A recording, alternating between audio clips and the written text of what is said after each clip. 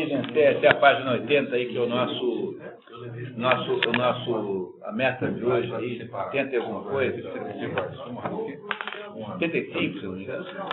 É possível. Faltam 20 páginas, a gente consegue um pouco mais de... É que eu não consigo resistir à tentação de falar. Então, vamos lá, pessoal? Pois é. Felicidade privada e felicidade pública. Alexandre está aí? Não. Então, agora, para vocês terem uma ideia, né? O livro que corresponde na edição original, que corresponde a esse trecho, é o livro 7. Deu uma pula enorme. Então, o editor aqui, né, o copydesk desse livro aqui, ficou juntando pedaços de congelado, né? É o famoso método Dr. Frankenstein.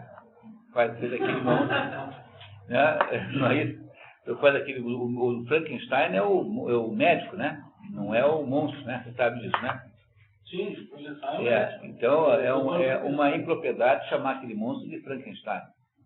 Só se for por razões afetivas, assim como o filho do outro. Né? Mas o médico é que chama Frankenstein. O monstro não é Frankenstein. O monstro é o quê? Mary Shelley, mulher do Shelley. Bom, continuamos então, pessoal. Tá? Felicidade privada e felicidade pública. Quem é que gostaria de ler agora no segundo tempo? Vamos lá, precisamos de um voluntário. Marco, muito bem, vamos lá. Felicidade privada e felicidade pública. Resta-nos explicar se a felicidade é idêntica para o Estado e para cada particular. Que devemos colocá-la entre os mesmos gêneros de bem é um ponto sobre o qual todos estão de acordo. Os que colocam a felicidade do homem nas riquezas só consideram felizes os estados ricos. Os que a colocam no despotismo e na força pretendem que a suprema felicidade do Estado é dominar vários outros. Os que não veem outra felicidade para o homem que não a virtude, chamam feliz apenas o estado em que a virtude é honrada. Mas desde o primeiro passo surge uma questão para ser examinada, que a vida preferida, a que torna parte do governo e dos negócios públicos, ou a vida retirada e livre de todos os embaraços do gênero. Qual é a vida melhor? A vida pública, em que você está envolvido com os assuntos da polis, da cidade, ou em que você está, como fazem os filósofos, está separado, longe desse burburinho, está reflexivamente, né, olhando para a vida. Qual é a vida melhor? Não entra no plano da política determinar o que pode convir a cada indivíduo, mas sim o que convém à pluralidade. Ou seja, a maioria dos indivíduos, né? A média dos indivíduos. Em nossa ética, aliás, tratamos do primeiro ponto. Portanto, nós o omitiremos aqui para não deter-nos no outro. Veja, essa redação dá a sensação de que havia um processo de edição, né? Referência, mas isso não vai assim, não. Quem estabeleceu essas referências aqui é o compilador.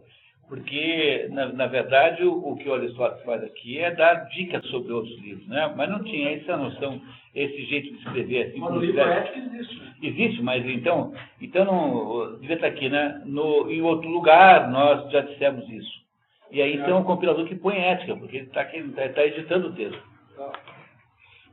Não há nenhuma dúvida de que o melhor governo seja aquele no qual cada um encontra a melhor maneira de viver feliz.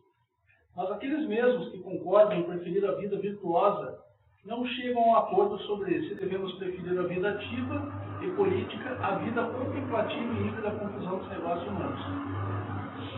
A vida esta que alguns consideram como a única digna do filósofo. Bios teoréticos é o nome da vida contemplativa.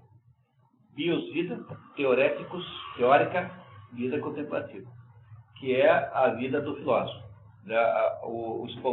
Na ética de Nicômacos, então Aristóteles diz que o mais alto grau de perfeição humana é a do spoldaios. Spoldaios, com S mudo na frente, é o sujeito que... Spoldaios é sinônimo de homem maduro. Spoldaios significa homem maduro. E o que é o homem maduro? É o sujeito capaz de ter a bioteoréticos. Então, a vida do filósofo é isso.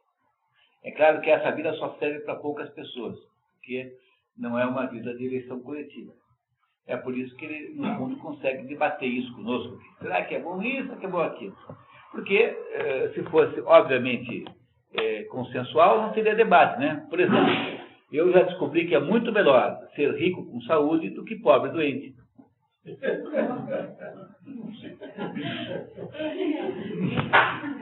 Alguém quer debater o assunto? Entendeu?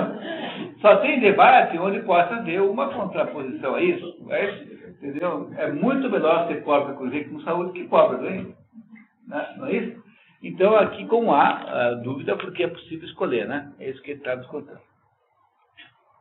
Com efeito, esses dois gêneros de vida, a vida do filósofo e a carreira política, foram escolhidos por todos os que, tanto antigos quanto modernos, tiveram a ambição de se distinguir por seus méritos.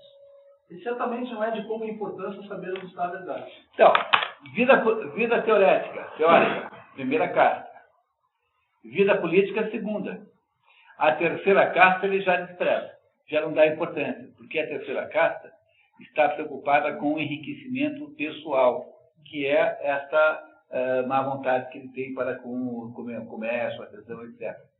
Então, na verdade, ele combina nisso com a própria concepção hindu do mundo, de que as duas castas que estão acima, embora os hindus deem importância também para a terceira, mas as duas castas que estão acima, que é a casta brahmana e a casta guerreira, têm, de alguma maneira, uma responsabilidade maior.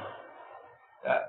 Então, você vai virando tudo e acaba chegando sempre nas mesmas ideias, que é uma coisa normal, porque a verdade é uma só, né? Continuando. É próprio da sabedoria, tanto de cada homem em particular quanto de todo o Estado em geral, dirigir suas ações e sua conduta para o melhor fim.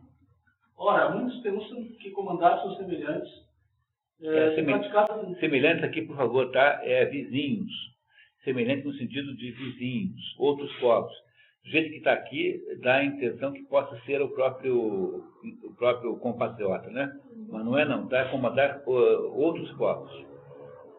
Se praticado com despotismo, só vou recapitular. Ora, muitos pensam que comandar seus semelhantes, se praticado com despotismo, é uma grande injustiça, mas que, se comanda politicamente, não é uma injustiça, mas somente um obstáculo à própria tranquilidade. Alguns, pelo contrário, julgam que a vida ativa e consagrada aos negócios públicos é a única digna do homem e que jamais se achará na vida privada tantas ocasiões de exercer cada virtude quanto no trato dos negócios públicos e no governo do Estado. Outros chegam a sustentar que o despotismo e o império da força são, para um povo, a única maneira de ser feliz. Vemos, com efeito, que em alguns estados o governo e as leis tendem a preocupação única de dominar os vizinhos. Por mais que consideremos todas as constituições espalhadas por diversas regiões, se suas leis, em sua maioria bastante confusas, têm um fim particular, este fim sempre é dominar. Na Lacedemônia... Lacedemônia é Esparta, tá? Mesma coisa. Lacedemônia é o lugar onde fica Esparta. Então, é igual a dizer Esparta. Eu insisto que Esparta tem um papel, as menções da Esparta são muito constantes, porque a Atenas tinha perdido a guerra do Peloponeso para os espartanos. Então, havia aí o impacto, né, do inimigo, né, que os venceu. Então, a Lacedemônia era uma sociedade de cunho militaresco, assim, que os homens eram treinados para serem brutalhados, assim, para suportarem a dor, essas coisas como ter que segurar um pedaço de carvão queimando, assim, entendeu? Para deixar de frescura. Entendeu? Se acostumar a sofrer assim, para achar que depois o resto é bobagem. Lá na cerimônia em Creta, a quase totalidade de sua disciplina e de suas numerosas regras é dirigida para a guerra. Em todas as nações que têm o poder de crescer, entre os citas, entre os persas, entre os trácios, entre os celtas, não há nenhuma profissão mais estimada do que a das armas. Nenhum desses são helenos, tá? Nenhum desses são gregos citados aí. Em alguns lugares existem leis para estimular a coragem guerreira.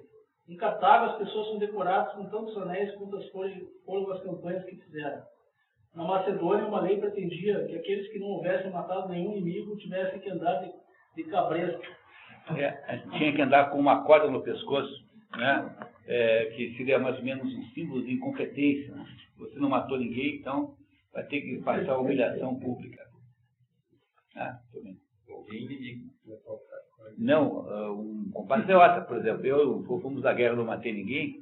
Quando eu voltar, eu tenho que usar um negócio, uma placa assim, poltrão. Né? Um inimigo, claro, inimigo, tá? Matar alguém aqui no sentido do inimigo, tá? Ele fala que é inimigo. Tá. Entre os citas, aquele que estivesse nesse caso sofria a afronta de não beber a roda na taça das refeições solenes.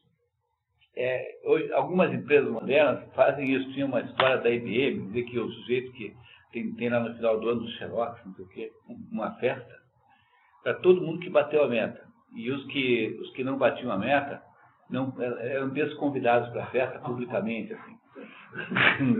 Isso tem empresa que faz isso, né? É essa a ideia, mesmo conceito que tem aqui. Assim. Tem um livro, aliás, um filme maravilhoso, mas é maravilhoso. É com o Gene Hackman, eu não sei o nome mais do filme, mas é um filme desses feitos no circuito alternativo americano, fora de Hollywood, que tem um grupo de vendedores. Eu já vi esse filme. Você viu? Os caras chegam massacrando, assim. Isso. Para todo mundo. Ele contrataram um consultor de vendas. Eu vi esse filme. Aí o sujeito fala assim, olha, é o seguinte, vocês querem café? Queremos café só para os vencedores. É bem isso. Já tira o café da mão de todo mundo. Aí o cara diz assim, o meu relógio, o carro de vocês custa menos que o meu relógio. Ele Porque pergunta para vocês todo são mundo os merda. O carro de cada um, né? E tem o sujeito que é o vendedor velho, que está assim já perdendo o traquejo, e que está decadente. É um filme tão bom, é um filme maravilhoso. O Gene Hackman faz esse papel. Mas ele é o consultor? Não, ele é o vendedor velho, que não bate mais meta nenhuma, e que faz uma tramóia lá para ver se... Porque a empresa publicava nos jornais dos Estados Unidos anúncios sobre determinados assuntos. Eu acho que era um terreno que eles vendiam, né? Aí as pessoas recortavam aquele negócio e mandavam. Então, isso gerava uma espécie de cadastro em linguagem de venda, prospect, né? Prospect. E aí, então, eles distribuíam aquele cadastro nos vendedores, eles tinham que vender. E o Gene Hackman, então, para ver se melhorava a situação, ele vai lá e rouba de noite o cadastro todo. E isso é descoberto. Então, é um filme angustiante, terrível, feito com uma densidade dramática que você não consegue imaginar igual, uma coisa maravilhosa. Eu não consigo lembrar o nome. É só olhar no Gene Hackman na internet. Deve ter no divulgador. Não sei também, porque eu não vi no cinema há muitos anos. Passou na TV. Passou? Muito bem. E essa ideia não é nova, né? De humilhar os vendedores, né? Humilhar, entendeu? O jeito de andar com chapéu de burro na reunião de vendas. Já viu isso acontecer, Eloy? Não. Mas está ficando bravo. Está ficando assim? Porque a Ambev faz isso, né? A Ambev faz isso. Automaticamente isso já cai fora. Eu me lembro que eu soube de uma empresa que colocava o sujeito de um burro, um negócio de um burro, assim, um burro empalhado, e colocava uma placa no pescoço do burro escrito assim, José Munir, tal, porque aquele mês inteiro você ia ser o jumento do mês. Eu não lembro mais. Coisas desse gênero. A André está dizendo aqui que a qualquer preço. Será que é isso? Eu não me lembro. Os excluídos. Continuamos. A Ibéria, nação belicosa, levanta ao redor das tumbas tantos obeliscos quanto os inimigos o defunto matou. Em outras partes encontramos instituições semelhantes, ordenadas pelas leis ou estabelecidas pelo costume. Contudo, se quisermos prestar atenção a isto, parecerá muito absurdo que a política ensine a dominar seus vizinhos ou sem força. Com efeito, como erigir em máxima de Estado ou em lei o que não é nem mesmo ilícito. Ora, é lícito comandar... Ilícito. Faltou um i. Ali faltou um i, tá? Ilícito. É ilícito. Ou você coloca um ponto de interrogação depois de direito, ou põe ilícito. Mas ele diz aqui, não é nem mesmo ilícito. Então, ora, é ilícito comandar sem nenhum direito, ainda mais com o seu direito. Agora, você pode deixar o lícito aí, contanto que você põe um ponto de interrogação no final, né? É isso? Então, eu não sei qual foi o erro que cometeram aqui, um desses dois. Ou esqueceram de botar o ponto de interrogação. Mas é só isso, né? Só muda tudo, Só né? muda tudo, né? Só muda tudo. Vocês verem, né? Quase que tandem abutere, né? Traditore, paciência nossa. Parafraseando, né, o Catilino, tá, o Cícero. Ora, é ilícito comandar sem nenhum direito e ainda mais contra todo o direito. Uma vitória injusta não pode ser um motivo justo. Este absurdo não se observa em nenhuma outra ciência. Não é ofício nem do mérito, nem do piloto persuadir ou fazer violência, um a seus doentes, o outro a seus maníacos. Era piloto daquela época em Patrícia. É piloto de navio, né? Piloto de navio. Hoje a Elad é piloto, chama piloto até hoje. A Elad é um país de marinheiros, né?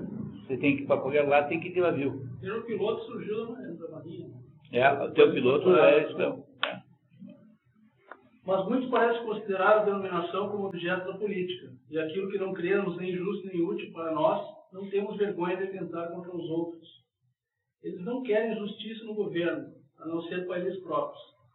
Mas, se trata de comandar os outros, ela é a coisa com que menos se preocupam. Absurdo e revoltante, a menos que a natureza não tenha destinado uns a dominar e não tenha recusado a outros essa aptidão. Se ela estabeleceu esta distinção, pelo menos não se deve tentar dominar a todos, mas apenas aos que só servem para serem submetidos. É assim que não se vai à caça para pegar os homens e comê-los ou matá-los, mas apenas para pegar os animais selvagens que são cometidos. A estrutura não dá nem para a gente imaginar a possibilidade de achar que Aristóteles é um defensor da escravidão. Ele não é de modo nenhum isso, quer dizer, ele só... Porque a única escravidão que ele aceita como legítima é a escravidão equivalente ao que tem hoje um empregado, quer dizer, um sujeito que né, se escraviza no emprego. Ele não chama isso de empregado porque no tempo dele era escravo que fazia. Mas ele não tem nenhum sadismo nisso, muito pelo contrário, ele tem um enorme bom senso com esse assunto. Então, é preciso perder esse preconceito contra ele, porque em nenhum momento ele nos convence do contrário. Né? Nos apresenta o contrário.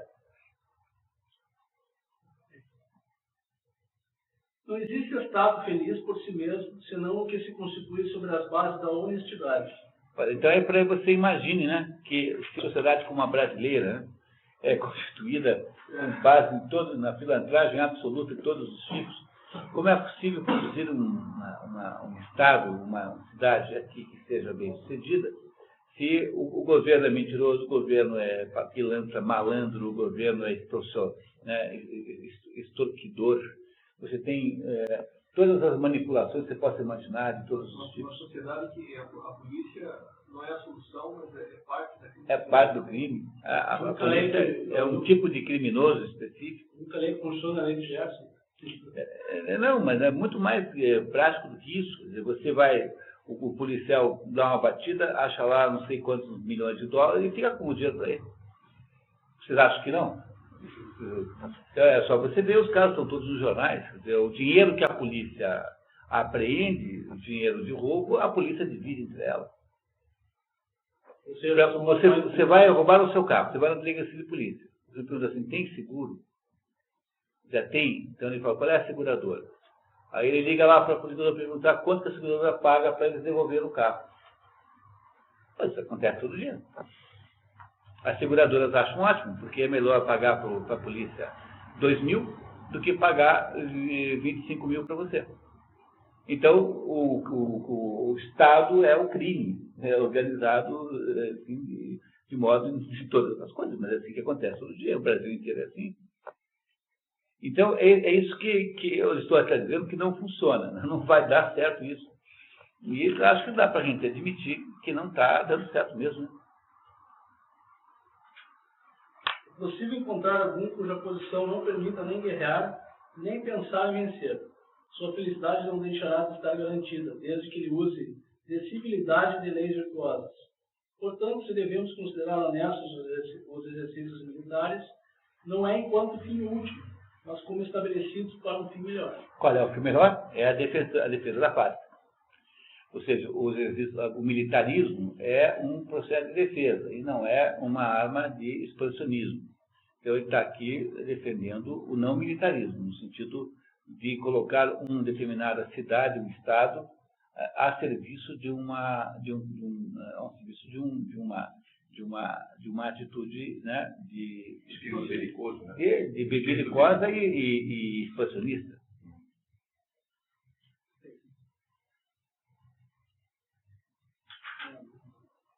Um legislador sábio só deve considerar do Estado, no gênero humano, nas sociedades particulares de que é composto, a sua aptidão à vida feliz e o gênero de felicidade de que são capazes. Isto não significa que deva haver a mesma Constituição e as mesmas leis em toda parte. Se houver povos vizinhos, é prudente cuidar da maneira de se comportar para com eles, dos exercícios militares que essas circunstâncias exigem e dos serviços que podemos prestar. Os romanos diziam civis pacem para bellum. Civis pacem, se querem paz, prepara bellum, guerra.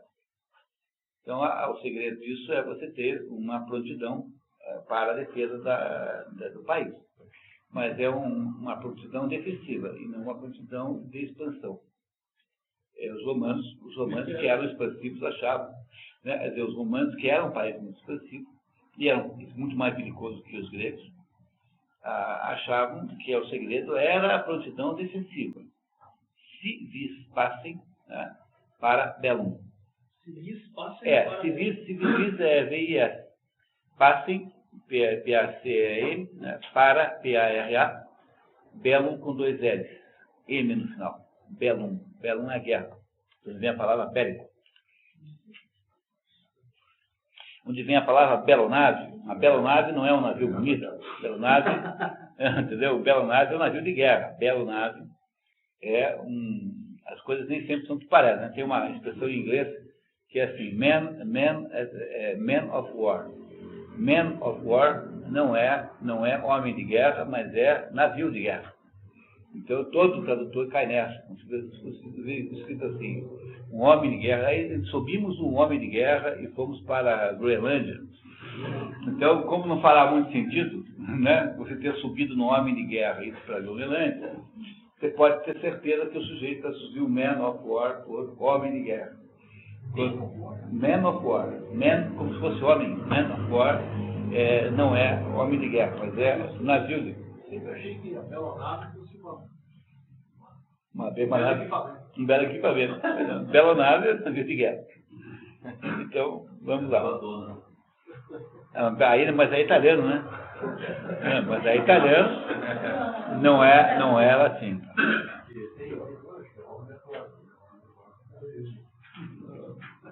Muito bem, continuamos. É o que examinaremos logo mais ao tratar do fim a que deve tender uma boa constituição. A vida ativa, fonte das duas felicidades. Alexandre, livro 8, livro 7, olha aqui para o lado, livro 7, capítulo 3.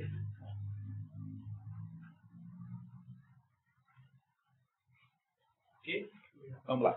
Não tratamos aqui senão dos que concordam com o princípio de que devemos preferir a vida virtuosa a qualquer outra, mas que não estão de acordo sobre a sua aplicação. Uns não dão nenhuma importância aos cargos públicos e consideram a vida de um homem livre muito superior à que se leva na confusão do governo. Outros preferem a vida política, não acreditando que seja possível não fazer nada, nem, portanto, ser feliz quando não se faz nada, nem que se possa conceber a felicidade na inação. Uns e outros têm razão até certo ponto e se enganam sobre o resto. Muito bem, vamos dizer por quê. Os primeiros têm razão a dizer que mais vale viver livre do que mandar. Não há nada de magnífico em se servir de um escravo, enquanto escravo, nem em ditar a lei a pessoas que são forçadas a obedecer. Está vendo? Está dizendo que ter escravo é uma porcaria. Né? Não pode ser defensor da escravidão. Imagine se você que vai, né? Está dizendo que é a pior coisa que tem. Mas não se deve acreditar que todo humano seja dominação. O domínio exercido sobre homens livres difere tanto do exercício sobre escravos quanto o homem nascido para a liberdade difere do homem naturalmente escravo, cuja definição demos no começo desse livro. Além disso, não é exato elevar a nação acima da vida ativa, já que a felicidade consiste em ação, e as ações dos homens justos e moderados têm sempre fins honestos. A primeira coisa que ele está dizendo é mais feliz você não fazer nada, que é inação, né? Inação é sem ação. Ou você fazer alguma coisa. Então ele está comparando essas duas maneiras de vida, está dizendo que a vida de ação é melhor do que a vida de inação. Tá? Continuamos. Não devemos concluir daí, como fazem os segundos, que nada disso ocorre quando se tem nas mãos o poder, o meio mais seguro de executar projetos honestos. Que, assim, aquele que pode mandar não deve deixar o mando com um outro, mas antes deve tomá-lo dele, mesmo que seja o pai aos seus filhos, ou os filhos ao seu pai, os amigos aos seus amigos, sem se preocupar com todas essas considerações, que devemos desejar exclusivamente o que há de melhor, e não há nada comparável à felicidade dos que nos proporcionam, mesmo contra a nossa vontade. Ou seja, ele está dizendo que algumas pessoas pensam que o exercício do poder, mesmo tirânico, sem fins honestos, é melhor do que qualquer outra coisa, porque é divertido obter tudo que você quer, né? Muito bem. Isso poderia ser verdade se as empresas e atos de autoridade que nos tocam pudessem proporcionar-nos efetivamente o que para nós é mais desejável.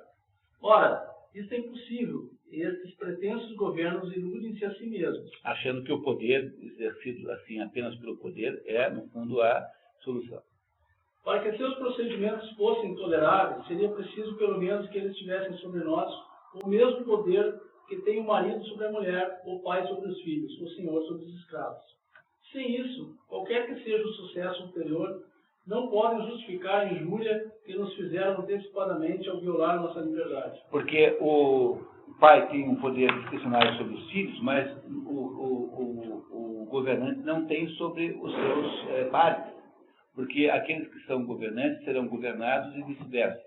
Então, não é equivalente, a tirania não é passível entre iguais, como é entre pessoas que não são iguais, porque a família é caracterizada justamente por 3 tipos de subordinação. A do escravo, ou do filho e da mulher, completamente diferentes umas com as outras. E é por isso que ele acha que não se pode passar para o mundo do Estado essa atitude autoritária que é natural dentro da família, tá? Que é esperado que exista na família. Entre semelhantes, a honestidade e a justiça consistem em que cada um tenha a sua vez. Entre semelhantes, tá? Entendeu? Apenas isto conserva a igualdade. A desigualdade entre iguais e as distinções entre semelhantes são contra a natureza, por conseguinte, contra a honestidade. Se, porém, se encontrasse alguém que ultrapassasse todos os outros em mérito e em poder e tivesse provado o seu valor com grandes façanhas, seria belo ceder a ele e justo obedecer-lhe. Mas não basta ter mérito, é preciso ter bastante energia e atividade para estar certo por ele. E aqui é um ponto fundamental nessa história toda, é que o Aristóteles, embora reconheça a existência de uma possibilidade de governo aristocrático, e ele nunca entende a aristocracia como sendo um governo dos ricos, e só chama de governo dos ricos uma perversão da aristocracia que se chama ou oligarquia, ou o outro nome, plutocracia. A plutocracia é o governo dos ricos. Então, ele, no fundo, embora ache que teoricamente seja possível que haja um governo dirigido por aristocratas, se você pudesse pegar os melhores homens foram postos para governar, ele não tem tem um certo ceticismo com relação a isso ser possível na prática. É por isso que ele não irá sugerir um governo aristocrático puro. Quando ele chegar na hora que ele vai dizer qual é o governo que é bom, ele não vai sugerir aristocracia. Porque ele acha que ela é mais teórica do que prática. Ele não acha que seja possível fazer isso puramente, na sua plenitude. Isto posto, sendo, aliás, indubitável que a felicidade consiste na ação, a melhor vida, tanto para o Estado inteiro como para cada um em particular, é sem dúvida a vida ativa. Ademais, não devemos, como alguns imaginam, restringir a vida ativa apenas às ações que terminam fora, nem aos projetos que nascem na ocasião. Ela abarca também as meditações que tratam dessas ações e desses projetos, e que, além do contentamento que por si mesmos proporcionam, ainda tornam a execução mais perfeita. Porque a vida não ativa, inativa, não é a vida filosófica, viu? Cuidado, hein? Porque a vida filosófica também é uma vida ativa. Quer dizer, a vida inativa é aquela de não fazer nada mesmo, ficar a tarde inteira assistindo, vamos ver de novo. Né? Vale a pena ver de novo, como é que é? Domingão do Faustão, que é você ficar contemplando a Rede Globo o dia inteiro. Tá? Essa é a vida ativa que eles estão aqui, inativa que eles estão falando. Jamais somos tão senhores da ação exterior do que quando ela foi precedida de exame e de reflexão. Olha, jamais somos tão senhores da ação exterior do que quando ela foi precedida da ação e reflexão. Porque há essa velha, digamos, essa velha dualidade, uma espécie de briga histórica entre vida reflexiva e vida ativa. Quer dizer, há uma pressão para que a ação se antecipe. Toda vez na minha vida que eu vi coisas dar errado no Brasil, projetos de todos os tipos, quase sempre a principal razão é a precipitação da execução. Você não entendeu muito bem o que é aquilo, você não entende bem quais são as consequências que você vai fazendo.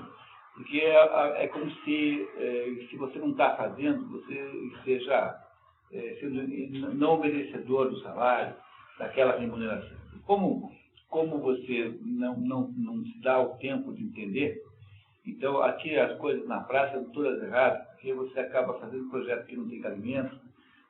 Tudo assim, tudo que eu vejo dar errado é assim. A incapacidade que tem de refletir, perguntar assim, o que é isso?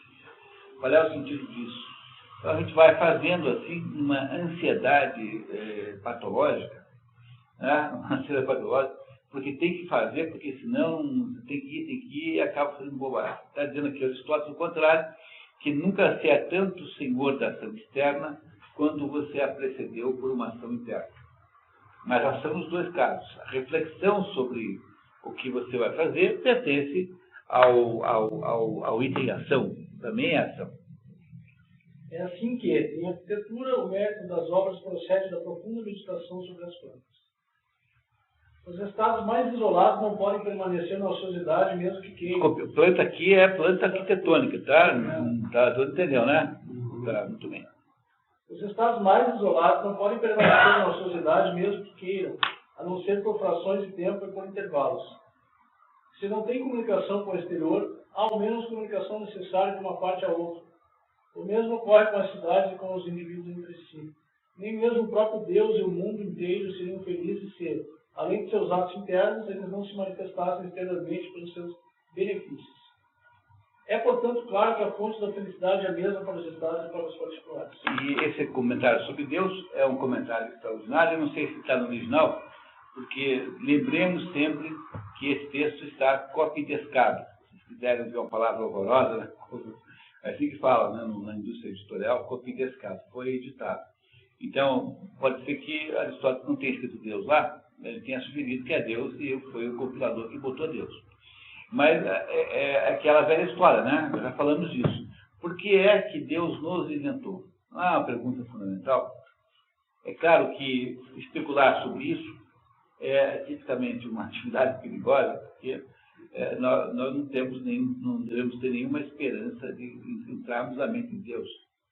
Mas, por outro lado, se Deus existe, alguma coisa deles podemos saber. Então, está aqui Aristóteles aparecendo como uma hipótese.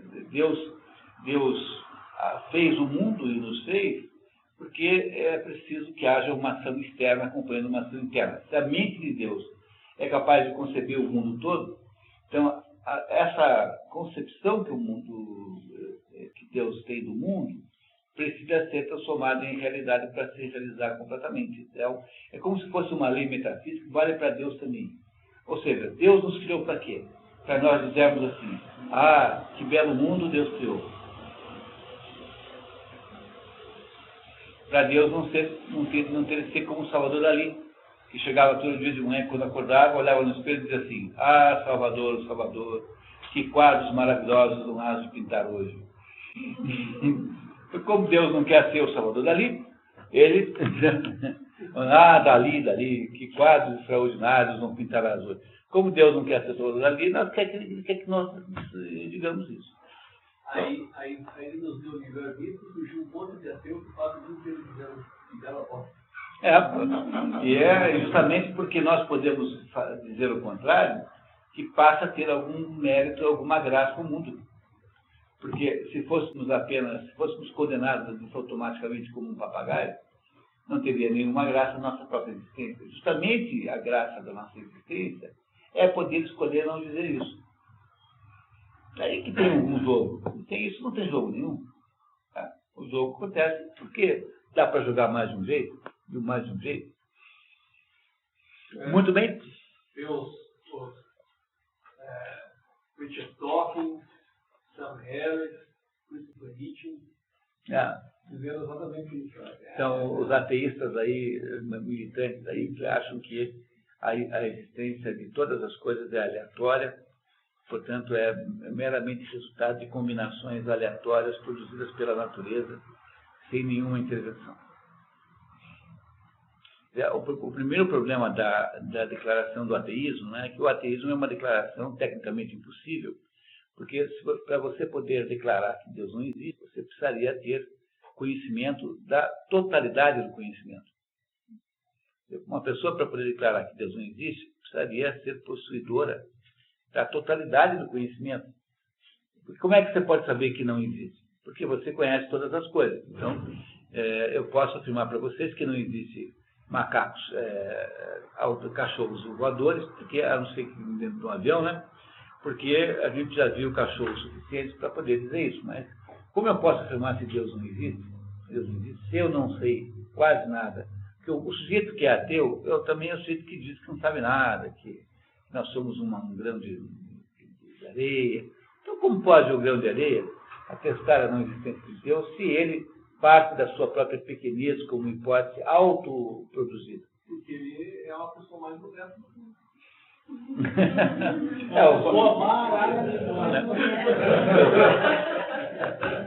Então, continuamos. Da eugenia e da educação. Então, vamos lá. Da eugenia e da educação. Alexandre, esse é o livro 7, capítulo 13 do seu livro. Como é a própria virtude que, em nosso sistema, faz o bom cidadão, o bom magistrado e homem de bem, e como é preciso começar obedecendo antes de comandar, o legislador deve cuidar principalmente de formar pessoas honestas, procurar saber por quais exercícios tornará honestos os cidadãos e, sobretudo, conhecer bem qual é o ponto capital da vida feliz. Há na alma duas partes distintas, das quais uma, por si mesma, possui a razão e outra não participa dela, mas pode obedecer. Qual é a parte que não participa da razão na alma? As emoções e sentimentos. Tá? Então, a alma é composta de razão e de emoção. E as emoções têm que ser controladas pela razão. Então, você fica o Hulk. O Hulk é o sujeito que não tem as suas emoções controladas pela razão. Entendeu? Quando você leva uma fechada no trânsito, você não tem, às vezes, um cogito a possibilidade de matar o outro motorista. Todo mundo que é normal já teve essa vontade. Não precisa ficar com frescura. Todo mundo que é normal, se você nunca teve essa vontade, você tem um problema com ela. Porque a coisa mais normal do mundo é você imaginar a hipótese do assassinato. Mas você não o faz, porque um mecanismo de controle das emoções aparece, e esse mecanismo de controle das emoções diz assim, bom, não sei se é idiota, vou matar alguém por causa disso, só pare. Então, é a razão que impede que você mate alguém, porque só fechou você no de fato. É uma razão muito pouca, né, você matar alguém por causa disso. Vocês viram isso? Aliás, tem um livro que eu não conhecia, mas eu andei aí lendo umas férias, que se chama Controle Emocional e Controle do Narciso Irala. Olha, eu nunca leio o livro de autoajuda, mas esse livro de autoajuda é uma maravilha, viu? Como é que é o nome? É Controle Emocional e Cerebral. É um livro de um padre que, sem enganar você, sem dizer que você, por exemplo, porque os livros de autoajuda são assim, né? Então, é assim, o sujeito, no fundo, devia dizer para você que você é um analfabeto total, mas ele fala para você que você tem QI emocional. Entendeu? Será que você não tem QI mental? Então, ele inventa que você tem QI emocional. Então, ele veio dizer para você que você não tem a menor ideia de espiritualidade, ele diz que você é um guerreiro da luz. Entendeu? Então, os livros de autoajuda são todos mentirosos e trapacedores. E esse aí não, esse é um padre que não tem a menor pretensão nada disso, que diz assim, olha, a gente precisa aprender a fazer certos exercícios. E são todas coisas de um bom senso tão extraordinário, você não acredita. Chama-se Narciso Irala, o nome do padre, um jesuíta.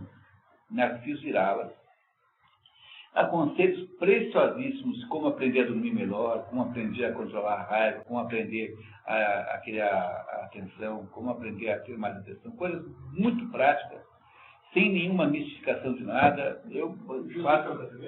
Não, eu acho que é espanhol, mas não tenho certeza. Narciso Irala. Controle emocional e cerebral. Irala é assim, Índia, Romeu, Alfa, Lima, Alfa. Agora sim, né? Índia, Romeu, Alfa, Lima, Alfa. Acho que não está nos anos 60. É um livro da década de 40. Foi escrito nos 40 e pouco, já morreu o padre. E é um livro muito, muito, muito bom. Eu recomendo fortissimamente.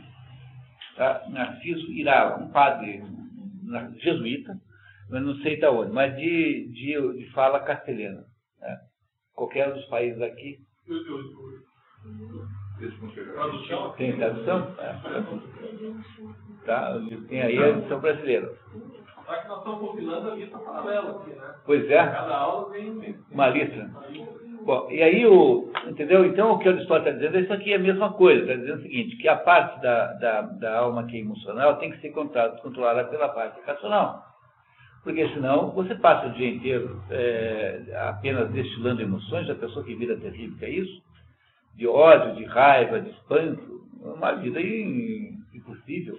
Então você tem que perguntar, né? Quer dizer, a ideia comigo acontece o seguinte fenômeno, eu vou lendo o jornal e vou ficando absolutamente emputecido. Então chega uma hora em que eu estou me sentindo mal.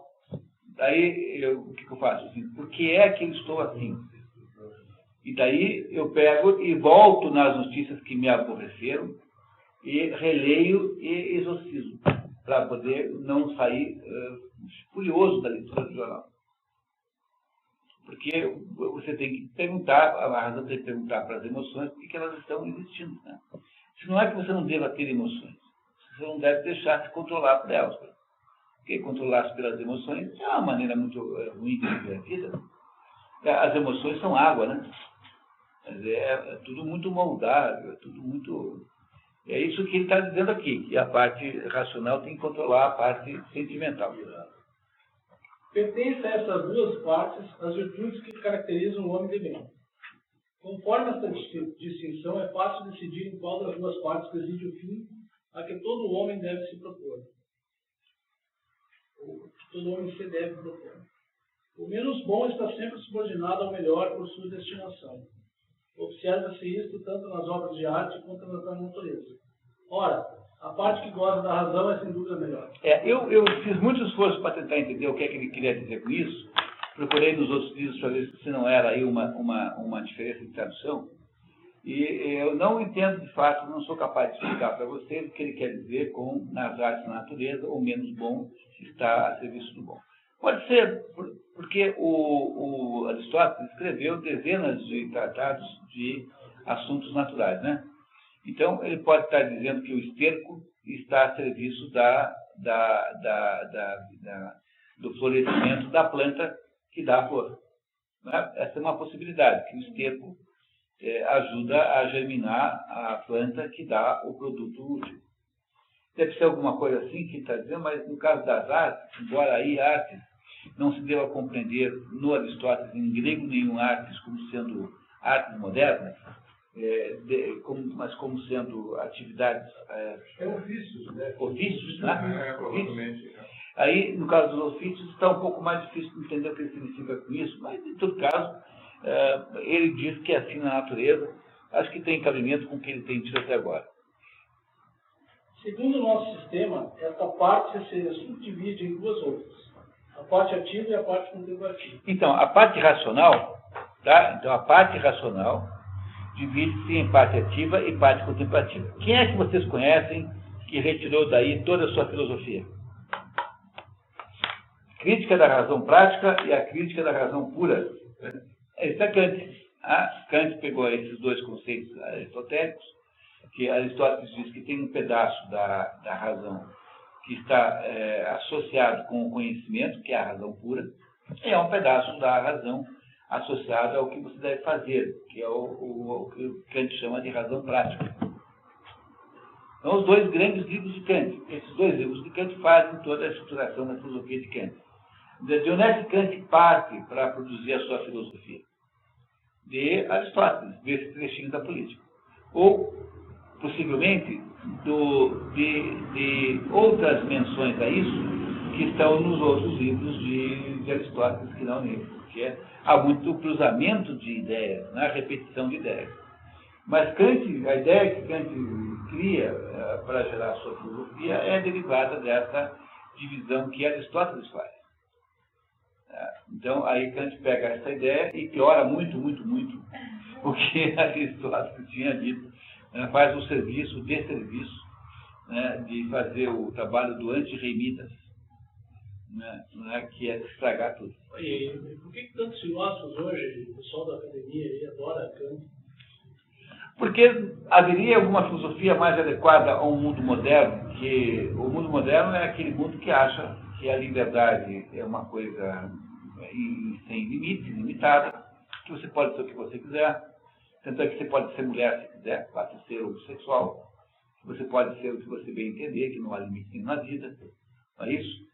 E acha, portanto, que o respaldo teórico disso está na ideia de Kant, de que tudo que nós sabemos sobre o mundo é aquilo que a nossa mente é capaz de entender sobre o mundo. Quer dizer, o mundo é alguma coisa que não faz sentido nenhum sem a nossa mente justificar. A nossa mente ela é a balizadora da realidade. Quer dizer, os dados que estão aí no mundo, as sensações, os fatos do mundo, são todos dados brutos que não têm significado nenhum em si próprios. Então, aquilo que Kant chama de Ding an sich, são coisas em si. Dinge an sich, em alemão, coisas em si. Essas coisas, que são também chamadas nômenos, são as coisas que os seus sentidos captam, e na sua mente existe um aparato de recepção das coisas em si, chamado formas a priori, e essas formas a priori dão àqueles dados da realidade uma estruturação em que finalmente aquela coisa é criada. Então, Kant acha que a realidade não é criada em si própria, mas ela é uma coisa, ela é um construto mental. Essa ideia kantiana não podia ser melhor. Vocês entenderam o que eu estou contando para vocês? Eu estou tentando explicar bem, às vezes eu posso usar a palavra, entendeu? Ótimo. Pode, qualquer momento, lembra do nosso acordo de não deixar nada passar, né? Então, para Kant, a realidade é um construto mental. E poderia ter filosofia melhor para um mundo que não aceita que haja verdade nenhuma, que prega o relativismo moral, entendeu? Matar alguém é errado, mas depende. Calma. Tem que ver em que circunstância foi morto. E filme, né, do Quem Somos Nós, acho que é, né? Aquela pobre mulher, aquela, como é o nome dela, aquela mulher do filme? A tal da Amanda. Amanda é uma moça surda, que é muito infeliz, porque ela, além de ser surda, é completamente deprimida, e ainda por cima teve um casamento infeliz, e essa moça, então, começa a andar pela rua, em Portland, Oregon, e vai encontrando pessoas exóticas, assim, que fazem comentários extravagantes para ela. Tipo assim, olha, tem lá uma pessoa lá mostrando no metrô a tal da experiência lá de um japonês que acha que a água, um pote de água em que você escreve amor, gera uma modificação na molécula de água, na forma da molécula, diferente do que quando você escreve ódio. Aí aparece um outro jeito e diz assim, olha, se você quer saber saber a verdade, você pode até andar sobre as águas, se você quiser, mas tem que querer mesmo. Aí aparece um outro, um criolinho jogando basquete e fala assim, olha, na verdade, eu estou em todos os lugares, o mundo são todos, mais de um mundo ao mesmo tempo, você só vê um porque você está querendo só ver um, mas há muitos outros mundos ao mesmo tempo. E em cada maluquice aparece um maluco aí, metido a físico, com um jeito assim estranho, tá?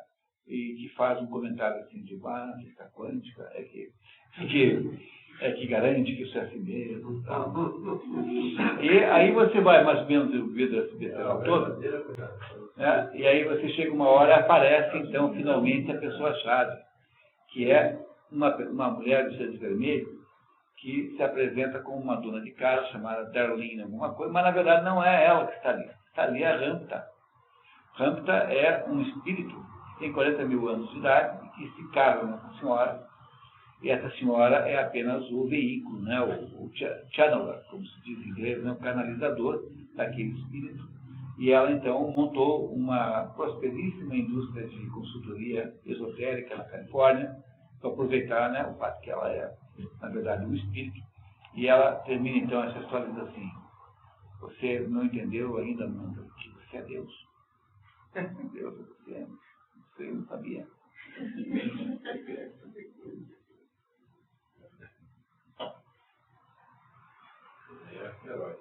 Aí, toda vez que eu encontro alguém que gosta desse filme, um dos casos mais graves, assim, né? Eu tenho feito recomendado a terapia de pegar na locadora da sessão infantil um filme chamado Simon Birch, que em português é O Pequeno Milagre. Eu nunca achei esse filme. Tem no Vídeo 1. Na Vídeo 1 tem? Tem na Praça Espanha.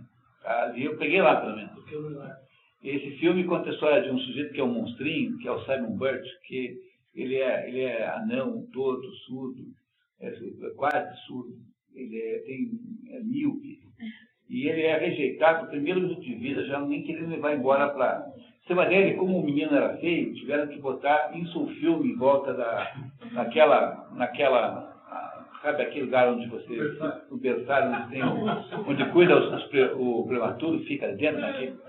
Tiveram que botar insulfilme ali para não assustar as enfermeiras. E o menino, então, é rejeitado por todo mundo, exceto por um outro menino lá, que é o único amigo que ele tem. Até pelo pai, né? No começo. Mas todo mundo. O pai e a mãe não querem nem levar embora. Então, deixa aí. Não vão levar a criança. E ele tem uma vida desgraçada, porque ele tem todos os problemas que possa pensar. Mas ele acha que Deus o fez daquele modo por alguma razão. Quer dizer, ele acha, ele tem certeza que ele é assim por causa de um plano, e não de modo... Essa é aquilo que se chama de fé e esperança, né? Nas virtudes teologais, que é você imaginar que aquilo que acontece com você, aparentemente ruim, tem algum sentido. Então, o Simon Birch aceita todo aquele seu destino com um enorme estoicismo, né?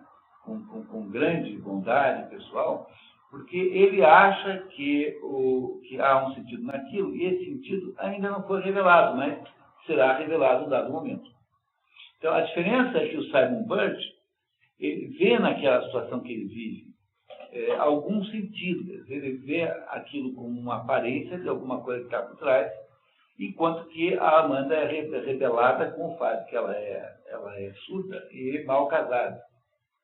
Então, enquanto a Amanda é ensinada por esses gurus da nova era a inventar um mundo, inventar outro mundo, apagar isso, inventar outro, como se ela tivesse esse poder, afinal de contas, ela é Deus, né? O Simon Birch pergunta assim, ele submete, diz assim, olha, Deus, eu sei que você me fez assim por alguma razão, eu confio no seu discernimento. Só tem esse título para quem assistiu esse filme. Para quem assistiu e gostou, tem que ver 3 vezes o Simon Birch. Não é capaz de recuperar. O amigo dele é o Jim Carrey, né?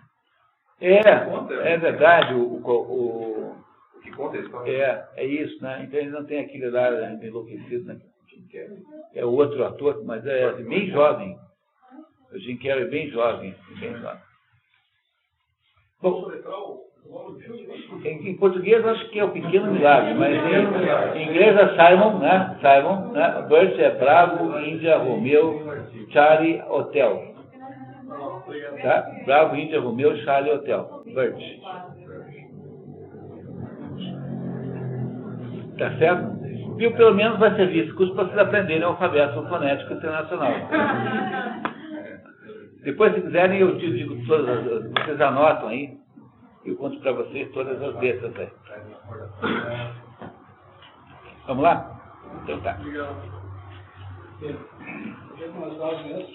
Segundo nosso sistema, essa parte subdivide em duas outras, a parte ativa e a contemplativa. Então eu dou para vocês que é daí que Kant retira a ideia de que há duas razões.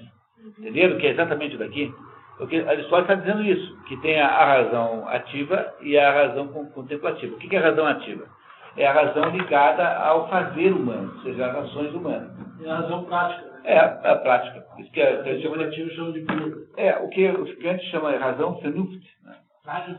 É, isso. Tá? Então, é isso o que o Kant chama de contemplativo é razão pura, Rein. E o que ele chama de ativa é o que Aristóteles, o que ele chama de prática, é o que é Praktisch, né? Não é Praktisch, não é Praktisch, é Praktisch.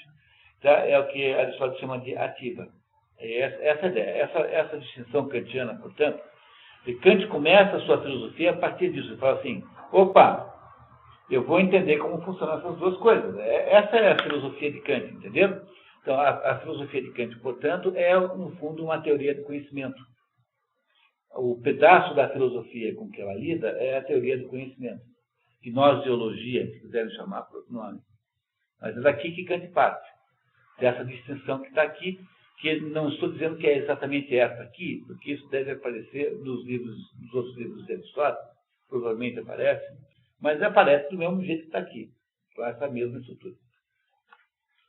Ora, os atos devem corresponder às suas faculdades e seguir a mesma divisão. Aqueles que provêm da parte mais excelente são, por conseguinte, preferíveis. Quer os comparemos em bloco, quer o confronto se faça de um por um. Toda a vida se divide entre o trabalho e o repouso, a guerra e a paz. E todas as nossas ações se dividem em ações necessárias, ações úteis ou ações honestas. Aqui tem um erro de tradução, em ações necessárias e úteis. Tá? Ou úteis. Tá? Ou úteis. E ações honestas. Mas honestas aqui no sentido de coisas ótimas. A melhor tradução é coisas ótimas. Então, as nossas ações são assim. Você vai trabalhar porque é necessário e útil para você ter um dinheiro em casa, mas você poderia usar ao mesmo tempo a outras ações que não têm sentido de trabalho, mas têm sentido de reflexão, por exemplo. Então, são ações necessárias ou úteis e ações honestas. Essa é a melhor tradução. Devemos estabelecer entre elas a mesma ordem que entre as partes de nossa alma e seus atos. Subordinar a guerra à paz, o trabalho ao repouso e necessário, útil ou honesto. Viu? Aqui ele acertou. Necessário ou útil. Tá? Aqui está certo. O legislador deve levar tudo isso em consideração ao escrever suas leis. Respeitar a distinção das partes da alma e de seus atos. Ter especialmente em vista o que há de melhor, assim como o fim que deseja alcançar. Conservar a mesma ordem na divisão da vida e das ações. Dispor tudo de tal maneira que se possa tratar dos negócios e guerrear, mas que se prefira sempre o repouso nos negócios, a paz à guerra e as coisas honestas nas coisas úteis e até as necessárias. É de acordo com este plano que se deve dirigir a educação das crianças e a disciplina de todas as idades que dela precisam. Nunca esquecer aqui que Aristóteles está o tempo todo procurando o eudaimon, ou seja, a felicidade humana no sentido de ser uma realização das potências humanas e não apenas a busca do enriquecimento. Então ele já nos disse lá no começo que ele não reconhecia como parte da economia, ou seja, como parte da gestão da casa, da família, a busca, digamos assim, desenfreada e sistemática de enriquecimento em geral. Continua dizendo isso. Entre uma ação enriquecedora, que é desonesta, e entre uma abstenção da ação em prol da honestidade, você deve abster-se da ação desonesta em prol da honestidade. Quer dizer, tem que ser capaz na vida de dizer assim, isso eu não faço. Então, seja um médico que não faz um aborto, seja um médico que não faz uma determinada operação porque ela tem um grau de risco incontrolável e que pode ser dispensada, pode ser transformada em outra coisa qualquer, seja alguém que se recusa a cometer um ato de benefício próprio em função de uma honestidade, enfim, essas coisas são as coisas que tornam o homem o homem. O homem só se realiza a partir dessas atitudes e não a partir de uma visão de acumulação desenfreada de bens, agindo então tiranicamente em relação aos outros, em relação ao outro. É isso que está descontando aqui. Está dizendo que a educação tem que ser assim, é para isso que serve a educação. Então, toda vez que eu falo de educação com alguém, eu digo assim, educação é uma coisa mais simples do mundo para entender. Educação é você passar para as crianças os melhores modelos. O melhor modelo de assar o nariz, uma nariz depois a outra. O melhor modelo de escovar os dentes. O melhor modelo de tratar os mais velhos. O melhor modelo de tratar as mulheres. O melhor modelo de estudar. O Mortimer Adler, né? O melhor modelo de filosofar. O melhor modelo de dirigir um automóvel. Isso é educação. Então, se você não parte da ideia de que a função da escola é fazer isso, para que serve a escola? Como os professores não sabem que modelos são esses, então, no lugar de aprender, eles inventam que transformaram a escola numa fabricação de chatinhos e penteirozinhos, que é achar que a escola é para formar cidadão, não sei o quê, essas bobagens aí. Eu tenho uma vizinha, uma menina de uns 7, 8 anos, que fica jogando bilhetinhos embaixo da minha porta assim, você já separou o lixo hoje?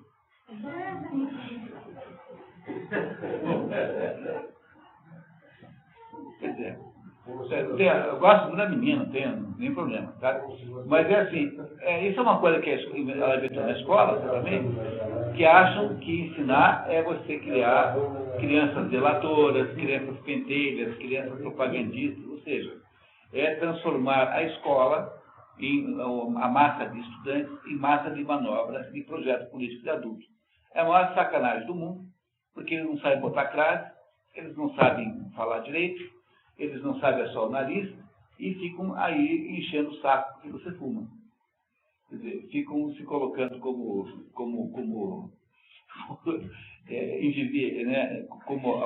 fiscais da moral pública com 8 anos.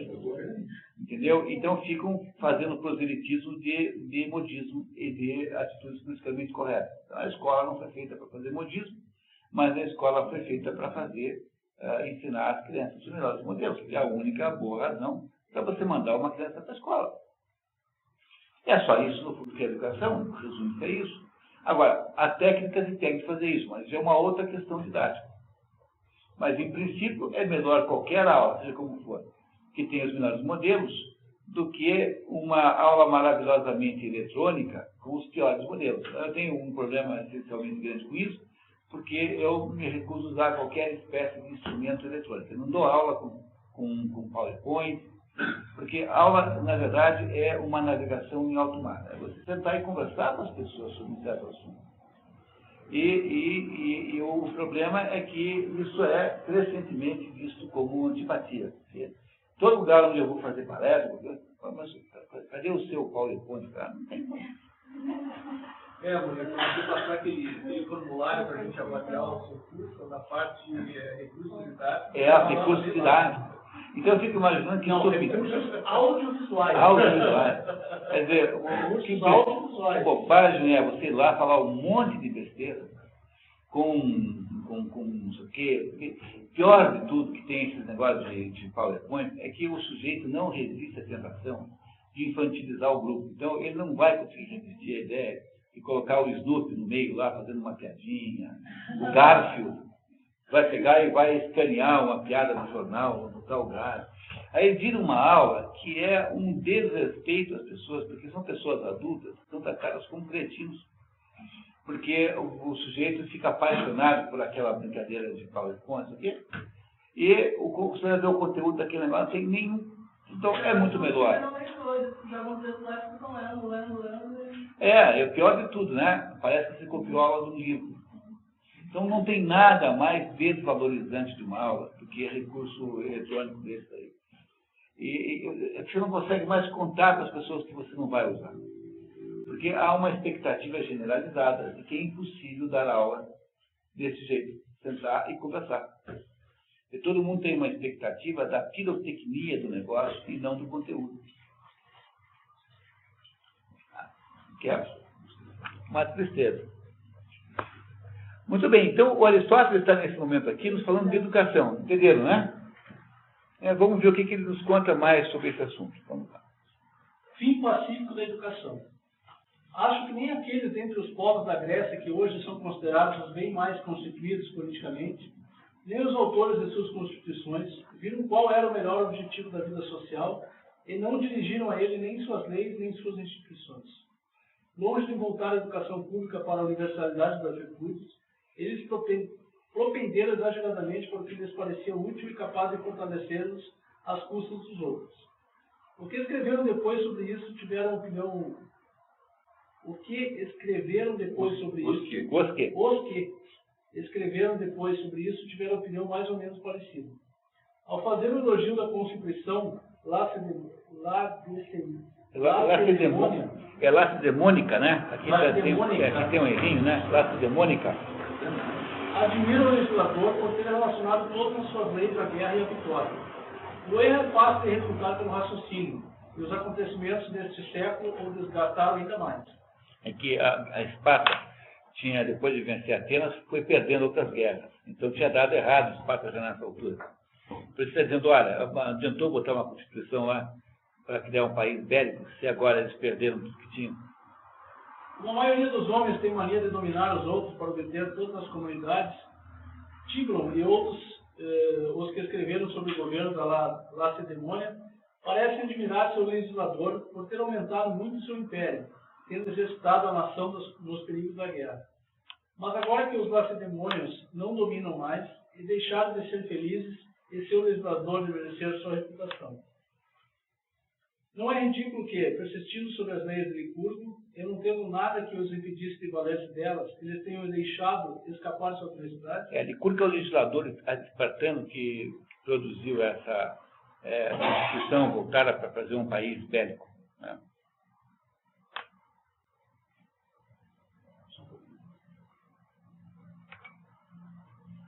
Vemos, pois, que eles não têm ideias muito sadias sobre a honra que um legislador deve atribuir ao comando. Exercendo-se sobre pessoas livres é incomparavelmente mais estimável e mais conforme à justiça do que o despotismo. Não é, sobretudo, nem uma felicidade para o Estado, nem um sinal de sabedoria para o legislador treinar seu povo para vencer seus vizinhos. Disso só podem resultar grandes males, e aquele que for bem sucedido não vai deixar de investir contra a sua própria pátria, e, se puder, de assenhorar-se dela. Esta é a censura que os lacedemônios fazem ao rei Pausânias, cuja ambição não se contentou com este alto grau de honra. Pausânias foi o comandante das tropas espartanas na Batalha de Plateia. A Batalha de Plateia foi uma das mais importantes vencidas pelos gregos contra os persas.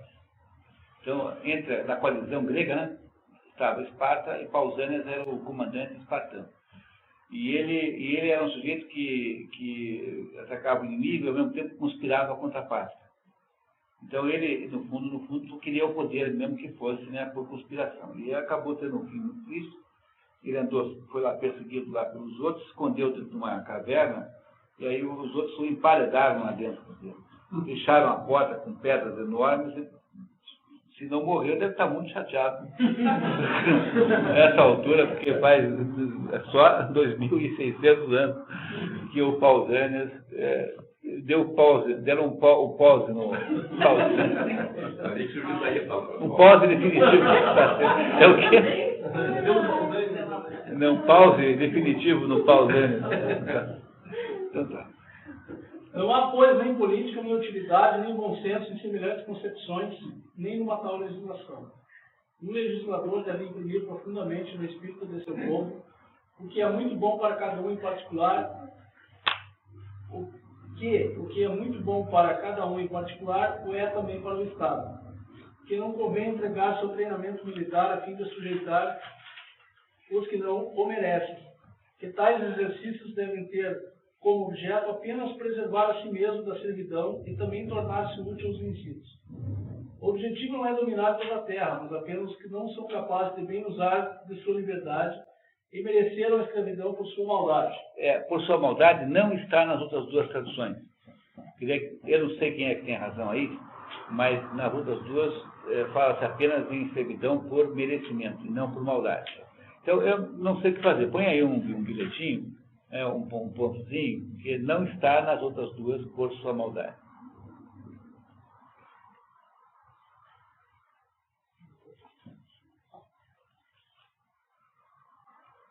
Que todo legislador deva subordinar a guerra e todas as suas outras leis ao repouso e à paz é o que prova a experiência juntamente com a razão. Ao fazer a guerra, vários estados se conservam, mas assim que conquistaram a superioridade, entraram em decadência, semelhantes ao ferro que se enferruja pela inação. Devemos então criticar o legislador que não lhes ensinou como viver em paz. Nações militaristas só conseguem viver em guerra, né? E nações normais não, né? Sendo o fim o mesmo tanto para a vida pública quanto para a vida privada, a perfeição dos estados não pode definir-se de modo diferente dos particulares.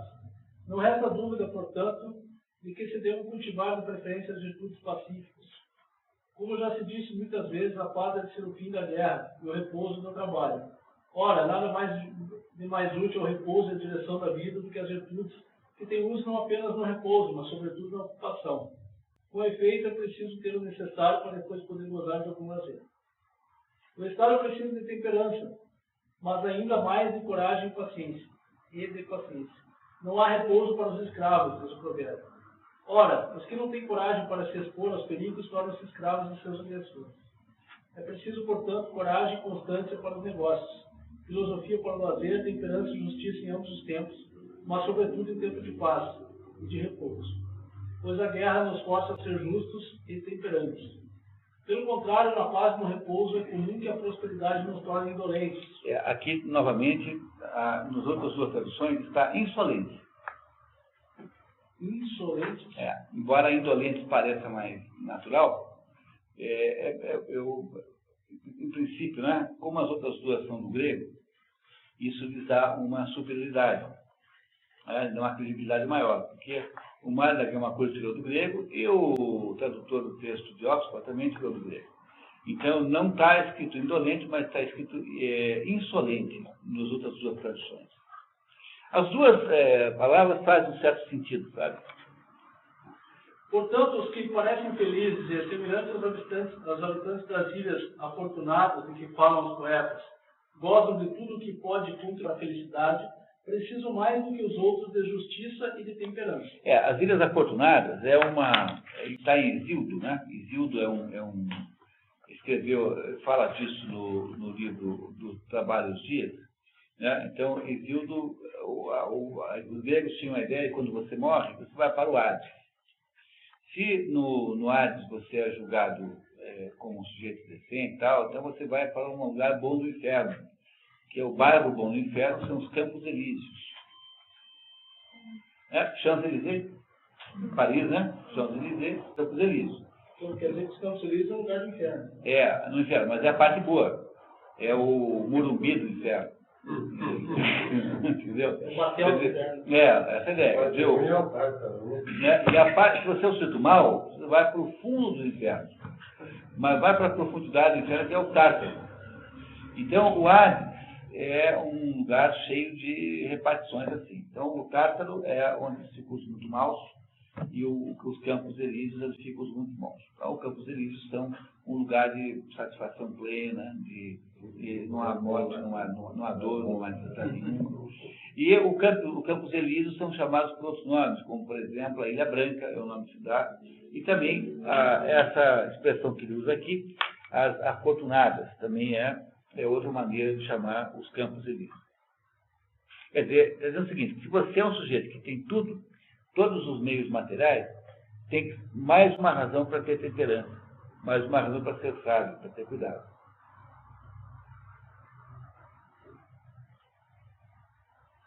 Quanto mais opulência e lazer tiverem, mais precisarão de filosofia, de moderação e de justiça. E ao Estado que quiser ser feliz e florescente, deve inculcar-lhes essas virtudes o máximo possível. Se há algo de ignóbil em não saber gozar das riquezas, há bem mais ainda em fazer mau uso delas quando só se tem isso para fazer. É revoltante que homens, aliás, dignos de estima nos trabalhos e nos perigos da guerra, se comportem como escravos no descanso e na paz. Não convém exercer a virtude à maneira dos lacedemônios. Espartanos, né? Na verdade, estes não diferem dos outros pela opinião sobre o soberano bem, mas pela espécie de meios ou de virtudes que escolheram para chegar a ele. Os espartanos também querem o bem, entendeu? Bem. É isso que ele está dizendo, que os espartanos também querem o bem. Mas o problema é que eles querem o bem pelo caminho mau. Entendeu? Pela belicosidade, pela sujeição dos outros à sua vontade. É isso que ele está dizendo. Os meios não justificam sim. Isso mesmo. Tá? Mais ou menos igual aquele filme do Senhor das Moscas, né? De grupo de meninos, né? Eles podem ser caçadores, violentos, né? Isso mesmo. Mas ali você tem adolescentes, crianças, né? E aqui você tem escolhas de Estado, né? Escolhas de uma sociedade inteira. Então ele está debatendo o Estado, está debatendo a polis. Está dizendo o seguinte, que as escolhas feitas na polis, as escolhas feitas voltadas para o meio chamado expansionismo para resolver os seus problemas, não é uma maneira boa de conseguir o bem. É isso que ele está aqui nos dizendo. Ele está dizendo os fins não justificam os meios, está dizendo mais, os meios subordinam os fins. Ele está dizendo que que é um equívoco, né? que não são quaisquer meios que interessam, porque os meios têm que estar harmônicos com o fim. Porque se o fim é obter felicidade e sabedoria, então o meio também tem que ser assim. Né? Então o meio tem que estar harmonizado com o fim. Então você não pode procurar a infelicidade dos outros para resolver a sua. É isso que ele está dizendo sobre o... senso comum hoje que é o contrário, né? Você pode fazer qualquer coisa desde que o final seja bom. Ainda não é completo consenso, né? Mas é muito comum que as pessoas raciocinem assim. Não é isso? Já que os verdadeiros bens, vale dizer, da paz e do repouso, são maiores do que os da guerra, o gozo deles também é preferível a qualquer outro, e este só tem valor em relação àqueles. Trata-se, portanto, de examinar como e por que meios devemos obtê-los. Dissemos mais acima que 3 coisas devem contribuir para isso: a natureza, o hábito e a razão. Dissemos também quais devem ser as disposições naturais. Resta saber se para formar os homens mais vale começar pelo raciocínio ou pelo hábito. Das coisas que devemos nos esforçar ao máximo para dar ao mesmo tempo. O raciocínio está ligado com a contemplação, com a razão pura, né? A razão teorética, com a razão contemplativa, e o hábito está ligado com a prática, com a razão prática. Tá? Então, como é que você começa a educação? Ele está perguntando, você começa com a educação produzindo hábitos bons, quer dizer, fazendo as pessoas fazerem coisas boas, ou começa discutindo o sentido das coisas? Entenderam a pergunta? É uma pergunta maravilhosa. É uma pergunta da qual você pode construir toda uma teoria da pedagogia. Então vamos ver como é que ele resolve isso.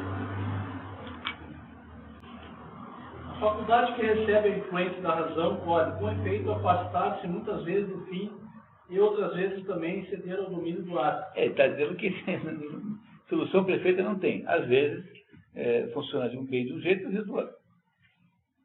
É evidente que, neste caso, assim como em qualquer outro, o princípio de onde tudo procede é a geração do homem, mas não é o mesmo que aquele de que dependem seu fim e sua perfeição. A razão e o intelecto são a principal e derradeira parte onde se manifesta para nós a obra da natureza. Cumpre, portanto, subordinar-lhes a obra da geração humana e a formação dos costumes. Da mesma forma que a alma e o corpo são 2 substâncias distintas, assim também a alma tem 2 faculdades não menos distintas. Uma iluminada pela razão, outra que não tem esta luz.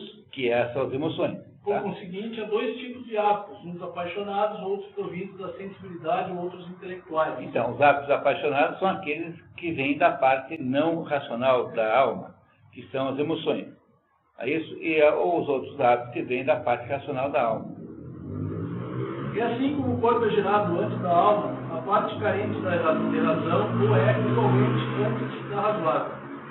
Isso se observa pelos atos de cólera, pelos desejos e pelas vontades mostradas pelas crianças tão logo nascem.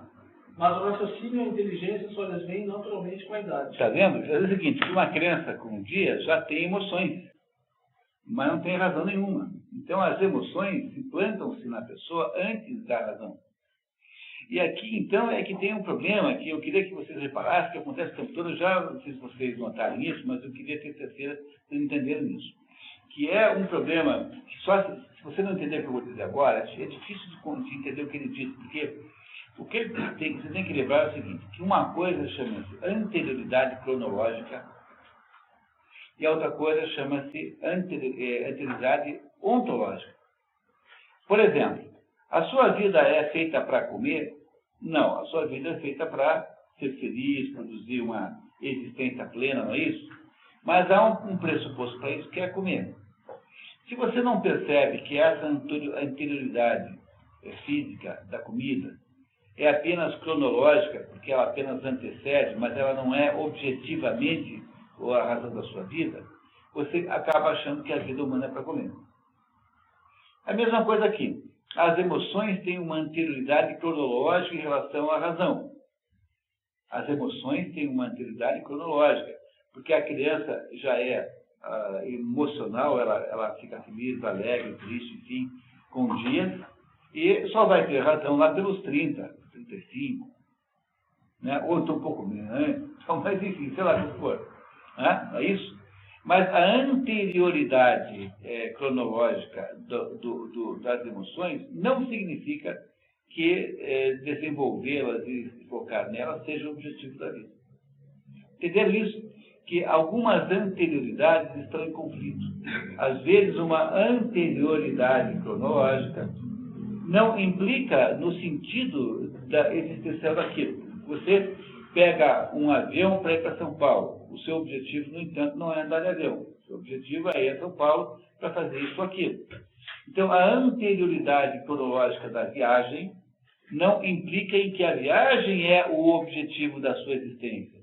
É por isso que a Andréa, no trabalho que ela fez sobre a comparação entre a pirâmide de Maslow e a teoria das 4 castas, ela diz assim: o fato de que todo mundo tem que comer para poder continuar vivo não significa que este fato seja o sentido da vida de todo mundo. E é por isso que o Maslow está errado, porque o Maslow transformou o instrumento, o meio, no fim. Porque ele não compreende que há uma diferença entre anterioridade cronológica e anterioridade ontológica. Então, no fundo, a anterioridade que interessa é ontológica, mas às vezes ela é subordinada a uma sequência cronológica específica que não é coincidente com ela. Entenderam isso, pessoal? Isso é um negócio de uma importância imensa entender. Tá? Para até entender coisas da vida prática, é um conceito aristotélico muito, muito importante.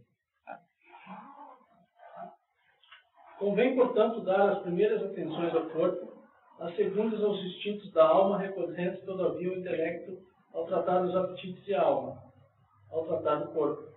É isso. Então, embora você tenha que primeiro almoçar, então primeiro dar atenção à comida, você não quer dizer que a existência da criança a educação da criança seja feita em torno dos aspectos nutricionais da vida humana, dos aspectos sentimentais da vida humana. O que ele vai depois dizer, quando a gente conseguir continuar, é que no fundo, você precisa desenvolver a razão, quer dizer, ao lado racional que dominará necessariamente os sentimentos. Mas você precisa fazer isso levando em conta que há uma anterioridade cronológica necessária, que é dar lá o peito para a criança antes de qualquer outra coisa. E com isso, então, nós mais ou menos paramos por aqui, são 10h30, vencemos aí a primeira etapa, a primeira semana das nossas 2, né? Então, esperamos aí que vocês estejam de volta na segunda-feira, nesse mesmo bate-local. Nós vamos conseguir ler todo o livro. Se não todo, boa parte, a maior parte. Eu vou fazer algum resumo aí no meio, mas vamos conseguir ler bem lido isso, não vamos ficar sem dúvida nenhuma. Tá certo, pessoal? Então, Bom. Até amanhã a todos. Amanhã não, até segunda, né? Tá certo. Como é que é o Senhor dos Anéis, dia 16? Dia aqui, ó. Ah, já tem um folderzinho? Não. Tem só o... Estamos corrigindo ainda. Tem só o protótipo. Até o boneco, ó. Aqui, ó. Curitiba aqui. Dia 16/2. George Orwell. Pô, podia botar o